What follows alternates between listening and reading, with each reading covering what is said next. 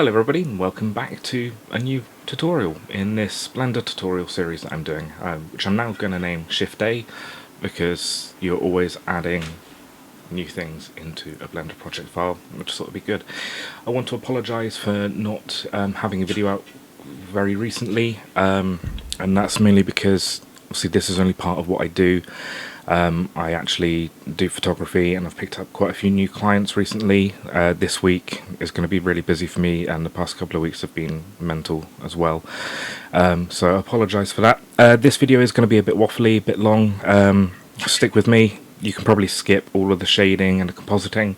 I'll make sure to drop that in the chapters. But today we are going to be making something like this.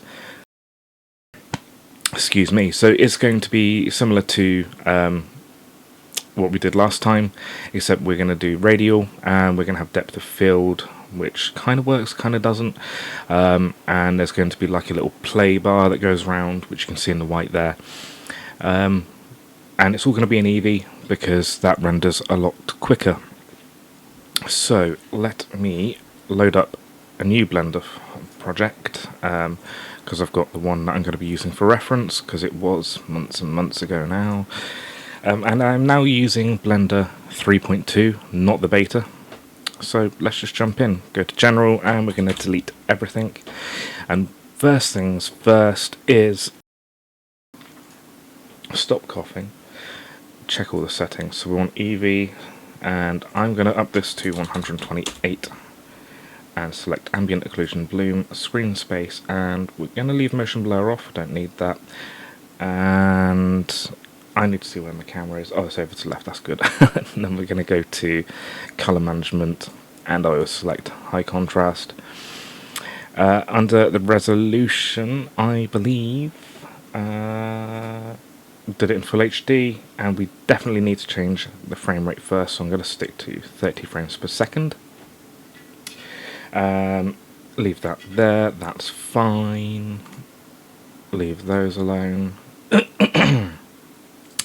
And everything else we can change in a bit. So the first thing we are going to do is go to Bizualizer, select your audio path, which is document, and I'm going to use another one from Monstercat, Coven Lions. I love Coven and it's quite a good song. And the settings we're going to use for the radial today are the following: 127 bars with a bar width of 0.4, an amplitude of 8, a spacing of 2.25, bar color we're going to keep as normal, and we're going to select use radial, and the radius we'll keep at 20. So we're going to generate the visualizer and then leave it to do its thing. I'll be back in a second once that's processed. Right, fantastic. That's now produced all of our bars, and they are all there, nice and big. Fantastic. But we only go up to 250 frames. So we need to calculate. I'm laughing because I fucked up last time. We need to calculate how long this is going to be. Now what we need to do is get the whole length of the song in seconds, multiply that by the amount of frames in a second. So we'll go into the properties of the song, details, 3 minutes 52. Really simple calculation which I couldn't do last time. We're going to do 3 multiplied by 60 to get 180 plus the 52 seconds gives us 232 seconds for the whole song, multiply by 30, 6,960 frames. So let's come here, 6,960 frames long. There we go. And just under Visualizer, add audio to VSE, so when you do render out with audio, it's all there. I've not actually got any audio on today, don't need it. So let's tidy up this. Come to your Z view, whatever you want to call it, and you can see that's pretty nasty there where it's just kind of tapers off. So we're going to select pretty much everything on this side. Just get rid of it. And we'll create a new collection. We'll keep this collection. Scroll down to bar 63. Oops. Stick them in that collection. We'll call that bars. And all we're going to do is Shift A, collection instance, bars. And then we're going to scale it on the x-axis, -1. So it's perfectly mirrored. This gives us a kind of cool, I don't know what you call it, like butterfly effect. But that's the base sorted. That's good. So let's select objects. Ooh. We'll just press A, and we're going to bring that up. Just select the bars, because if you move the bars, it's going to move the instance as well. Idiot. Let's create a sort of background. So Shift A, mesh, plane, scale it up, and then we're going to move it up a bit. We definitely don't want that in the instance though, so just pull that. Oops. Pull that out. There we go. Perfect. And then maybe scale it up a bit more. Just you'll see what I'm doing in a minute.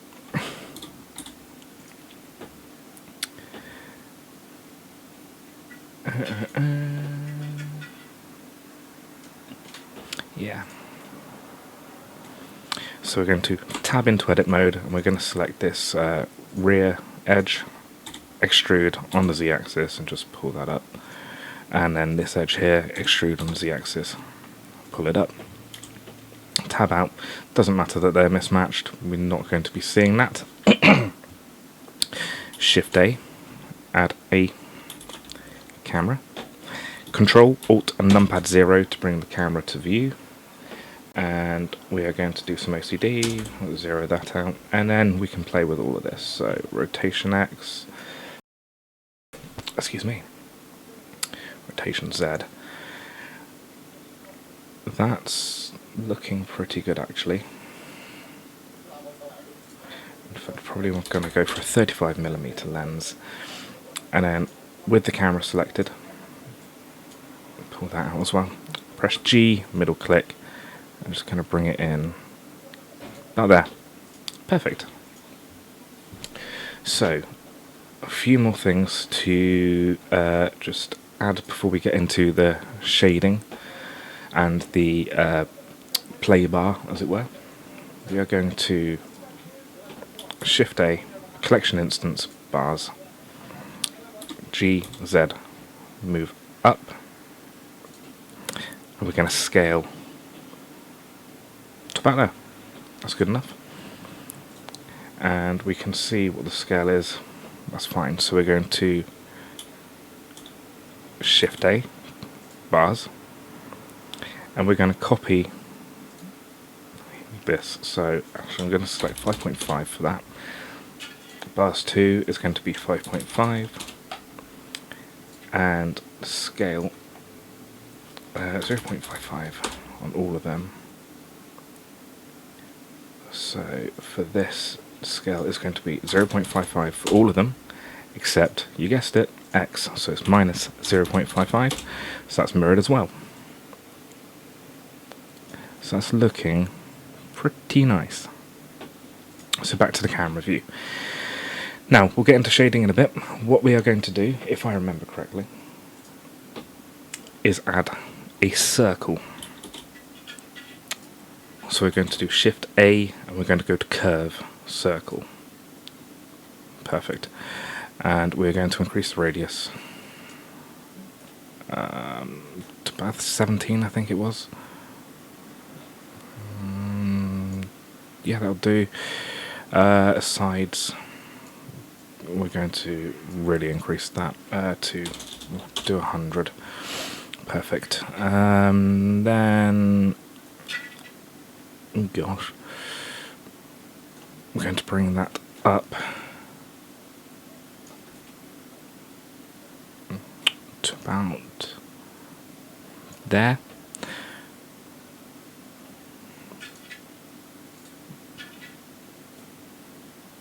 Yeah, brilliant. And then we're going to select fill mode, none, so it's just a line. Perfect. So there is our circle. Now we can obviously add geometry, which I just need to check my other project. Don't add geometry, add a bevel.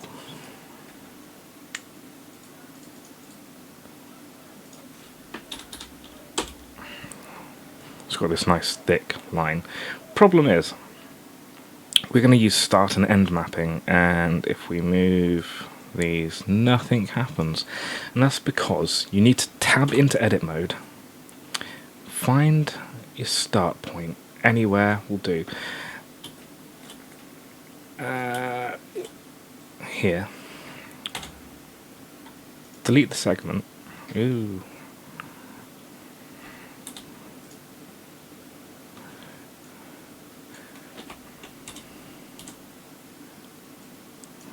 And delete. Okay, ignore that. Grab another 2 points. Delete segment. There we go. And then select this and press G, and we're going to move it on the y-axis. Okay, good. And we want to kind of make these join up again, so there's like a no seam at the beginning, so GX.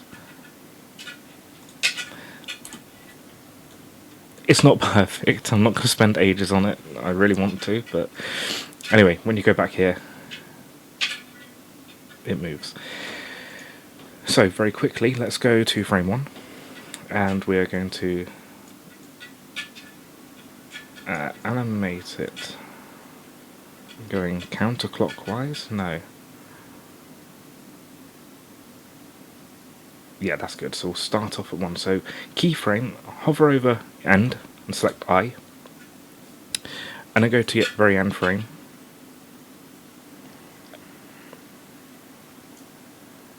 Which is 6960. Don't be annoying. And then we're going to go to 0 on the end point, 0 on the end point, and select I. That way, when you play it, now there's music playing. Brilliant. Now we can get into some texturing. We're going to add the name of the song, add text, rotate on the x-axis by 90, let's scale it up, that's quite big, isn't it? And I like everything being centered because that's me. G to move, X, and we're going to rotate on the z-axis, rotate on the x-axis, it's a bit tilted, and then bring it up. Up there, and then just type in the name of the song, Coven Lions, and I'm gonna make it a little bit smaller, add a bit of geometry. Brilliant. Now let's get into shading. It's going to be nice, quick and dirty, so select your plane at the back. This is really simple, it's going to give us the best look. Shader editor, new, we'll name it plane, oh, capitals, plane reflect. Select the base color, I went for sort of grey, metallic. Bring the roughness, I brought that down to 0.3, and that is everything. The text, I didn't do anything special for that either. Yes, I did. So we'll go to new and we'll do text emit. Now it's not just an emission texture, so emission strength of 5. Let's go on to rendered view on here. Something I've only just figured out as well. when you do this, you can't see the whole screen, and I've always wondered how you scroll. Just hover over and middle scroll. I'm an idiot, but I thought it might be helpful for other people. And the same with like all the side panels, you can just press N whilst you hovered over them, and T to hide the tools, and yeah, just I wish I knew that sooner. Right, anyway, we're going to grab a colour ramp.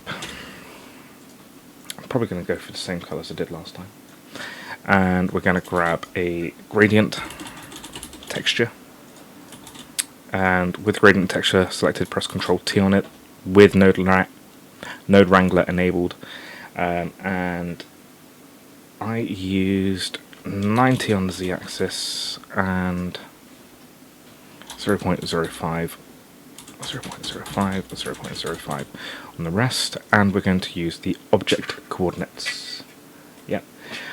Color of the gradient texture into the factor, and we're going to select spherical.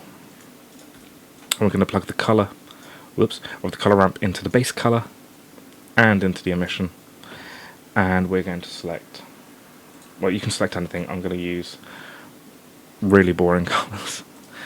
RGB 0000FF blue, and I think it's 00FF. No, FF yellow.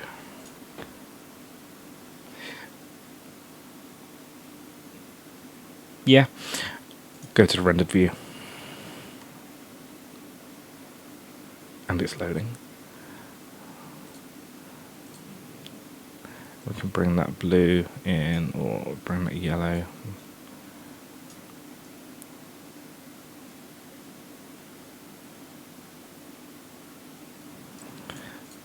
Yeah, it's looking pretty cool. Perfect. Now, let us do... Wow, this one's really easy. Timer. Emit. Yeah, and I've literally gone fully metallic. Kept the roughness. Emission of white. And an emission strength of 10. That's nice. And then finally, we're going to do the bars. So for the bars, go to your original collection, and we're going to select one closer to the camera. That one's a good one. And we'll keep it under BZ color. You can see it's got 127 instances using it, and that's all of the bars. So if we change one, we change them all. So delete everything except the material output. Everything goes to black, which is perfect. And it's going to be the same as the text. So we'll add a principled BSDF. We'll add in a color ramp.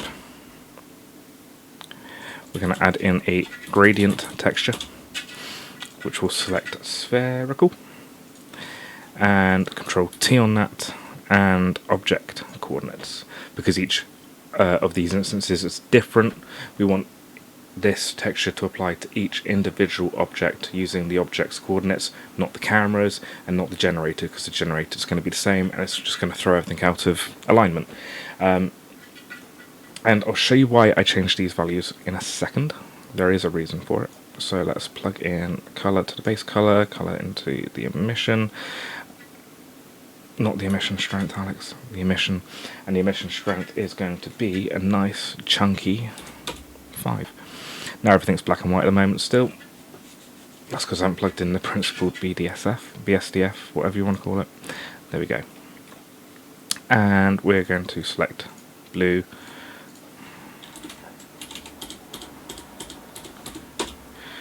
And yellow. No, that's red, Alex. Like so. And then we can bring in yellow, but it doesn't do anything until you get there, and it's just like, what? So what we need to do is change the scale to 0.05.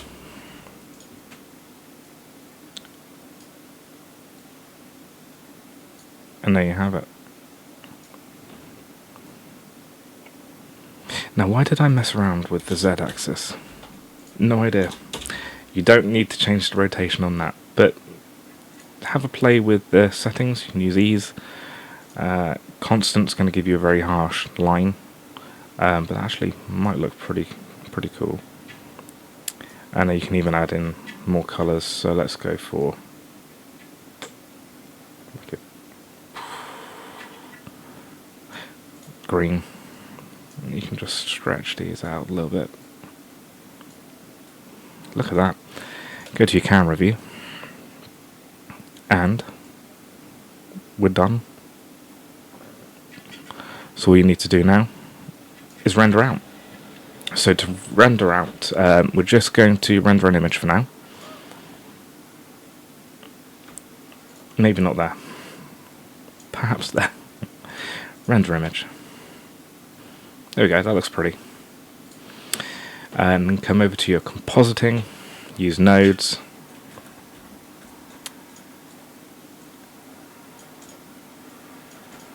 Shift A in a viewer. Oh, that's how you scale it.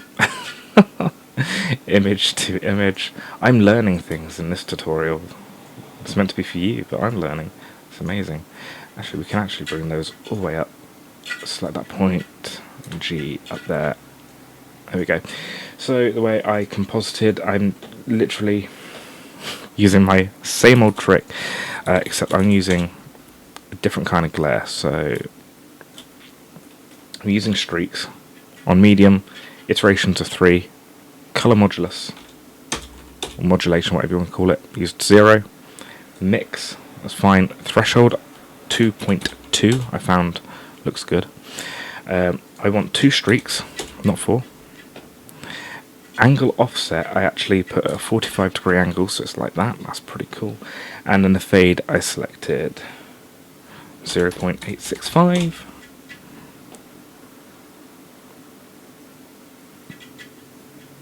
Yeah, probably go a bit lower on this one. And then I used lens distortion, but I didn't go nuts on this, so I just selected jitter and fit, and I did a distortion of -0.1, and there we have it. Then when you render it out, it's going to look like that. I kept the square edges in the background just so you can see the multiple reflections, so on the left hand side, the right hand side, and on the base. And you can even animate this if you wanted to, for the camera zoom in, something I used to do on my After Effects projects. And I've forgotten one thing, idiot. Go back to your layout and go to your camera.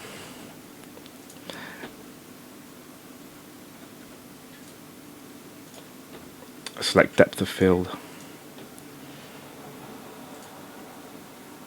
and I selected a focus distance of 1.5, but you might have to just play with that. So yeah, you got the front edge nice and crispy there. F-stop of 1.8, you get a shallower depth of field there. That's looking good.